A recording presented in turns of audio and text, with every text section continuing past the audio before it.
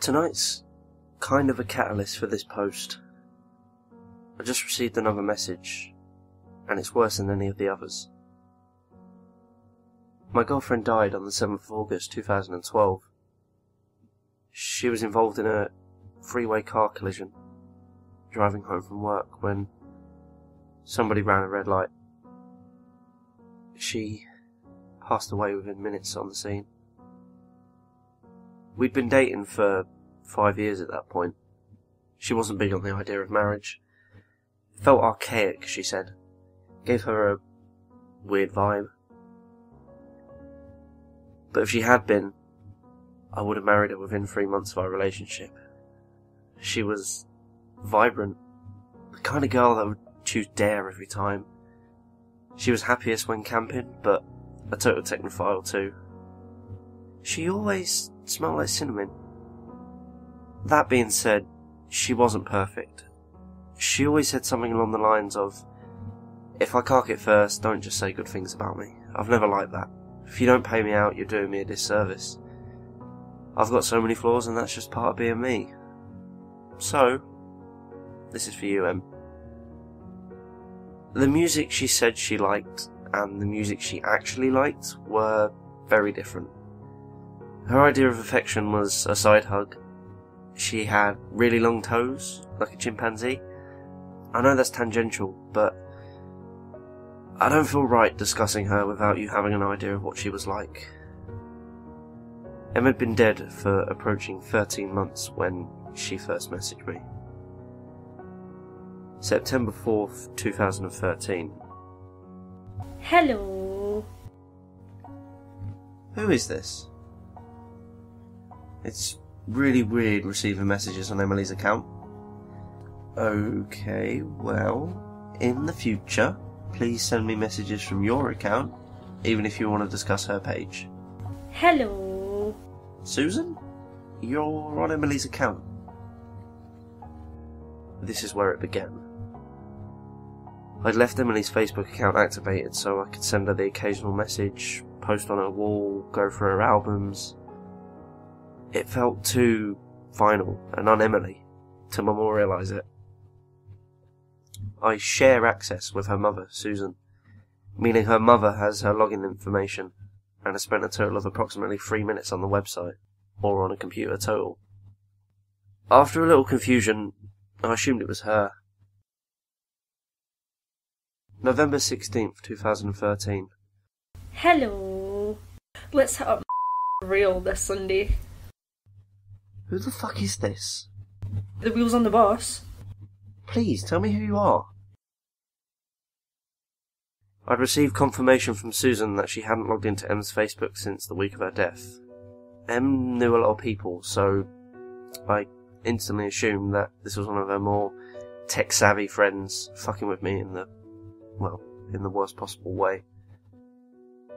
I noticed pretty much immediately that whoever was chatting with me was recycling on messages from Em and my shared chat history. The wheels on the bus comment was from when we were discussing songs to play on a road trip that never eventuated. Hello, well, that happened a million times. Around February 2014, Emily started tagging herself in my photos. I would get notifications for them, but the tag had usually gone by the time I got to it.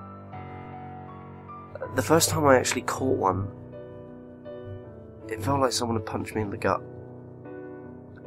She would tag herself in spaces where it was plausible for her to be, or where she would usually hang out. I managed to catch 2 screenshots, one from April, one from June's, but these are the only ones I've caught, so they're a little out of the timeline that I'm trying to write here. Around this period of time, I stopped being able to sleep. I was too angry to sleep. She would tag herself in random photos every couple of weeks. The friends who noticed and said something thought it was a fucked up bug, but I found out recently that there have been friends who have noticed and didn't say anything. Some of them have removed me from their Facebook list. At this point, some of you may be wondering why I didn't just kill my Facebook profile. I mean, don't get me wrong, I wish I had. I did for a little while, on days where I can't get out there, though. It's nice having my friends available to chat, and it's nice to visit Em's page when the little green circle isn't next to her name. I was already socially reclusive when Em was alive. Her death turned me into something pretty close to a hermit, and, well, Facebook and MMOs were, my only real social outlets. On the 15th of March, I sent what I assumed was Em's hacker a message, and on the 25th of March, I received an answer. Why are you doing this? Why do you keep tagging her? Hello. Hello. Hello. Hello. This is actually devastating. I don't know why you enjoy doing this. Oh my god, cinnamon scented candles though. Go to hell. Why are you doing this? It wasn't until I was going over these logs a few months later that I noticed she was recycling my own words as well. My response seems kinda lackluster here. I was intentionally providing him and her with emotional bait. This is actually devastating. To keep them interested in their game. I was working off the assumption that the kind of person to do this would be the kind of person who thrives on the distress of others. I was posting in tech forums looking for ways to track the person, contacting Facebook. I needed to keep them around so I could gather evidence, and before anyone asks, yes, I had changed the password and all the security information countless times. 16th of April, I received this. We should make our own jam. JFC, Samantha. Nah, different. No chance of passing. No chance of passing. How many? Garage side door. Side. Aye. No chance of passing. And it seems like word salad, like all of her conversation so far. It's recycled from previous messages that she sent to me. 29th of April. Baked beans on toast.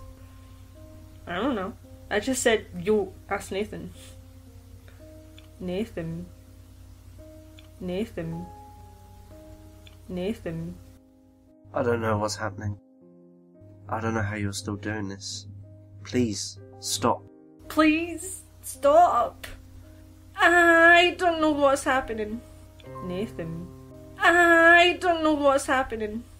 I hadn't discovered any leads. Facebook had told me that the locations her page had been accessed from, but since her death, they're places that I can account for. My home, my work, her mum's house, etc. My response here wasn't bait. Yo, ask Nathan was an in-joke that's too lame to explain, but seeing her say it again fucking crippled me. My reaction in real life was a lot less pretty. I'm not expecting my bond back. Her last few messages started to scare me, but at this point I wasn't willing to admit that. 8th of May. Minus 12. Minus 15. My jumper's in the dryer and it's really cold out. Really cold out. Cold. Cold. Nathan. Please stop. Cold. Freezing. I don't know what's happening. I don't even have words for this. Freezing is the first original word she has made. It's given me nightmares now, and they've only started to kick in recently. I keep dreaming that she's in an ice-cold car, frozen blue and grey. When I'm standing outside in the warmth, screaming at her to open the door. She doesn't even realise I'm there. Sometimes her legs are outside with me. 24th of May. I'm really drunk. I miss you. Whoever's on this account, I don't give a fuck. I keep coming home from work and expecting to see you at the computer. Shouldn't I be used to that by now? Just let me walk. I wasn't actually drunk. Emily wasn't exactly an affectionate girl, and it always embarrassed her to exchange I love yous, or cuddle, or talk about how much we meant to each other. She was more comfortable with it when I was boozed up, so I got fake drunk a lot. Her reply is what prompted me to finally memorialise her page, thinking it might help curb this behaviour. It might seem innocuous compared to her previous messages. It's pasted from an old conversation where I was trying to convince her to let me drive her home from her friends. In the collision, the dashboard crushed her. She was severed in a diagonal line from her right hip midway down to her left thigh. One of her legs was found in the back seat. Going back in time to the 7th of August, 2012. Hey, you on your way home? Emily? When you see this message, please ring me. Straight away. I rang your workplace and they said you left at 4. I'm starting to panic. I feel sick in my stomach. Please ring me. Emily! Emily! Answer your phone! These are logs from the day she died. She was usually home from work by 4:30. This, alongside a couple of voicemails, is the last time I talked to her under the assumption that she was alive. You'll see why I'm showing you these soon. 1st of July 2014. Hey, you on your way home? Emily. When you see this message, please ting me. Straight away. Please. Stop. I rang. And they said you left at 5. I'm starting to panic. Please. Stop. Cold.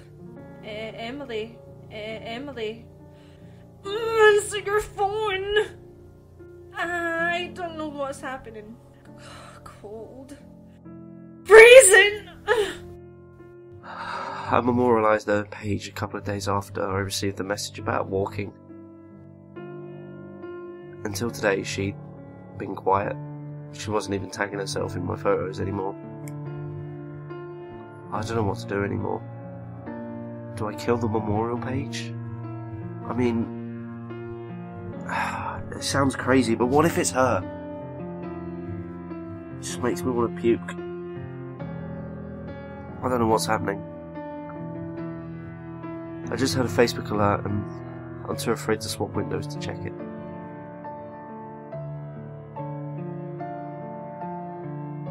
I checked the alert while I was compiling and editing this post. This was the message. That's my door. That's my computer. And it's been taken from outside.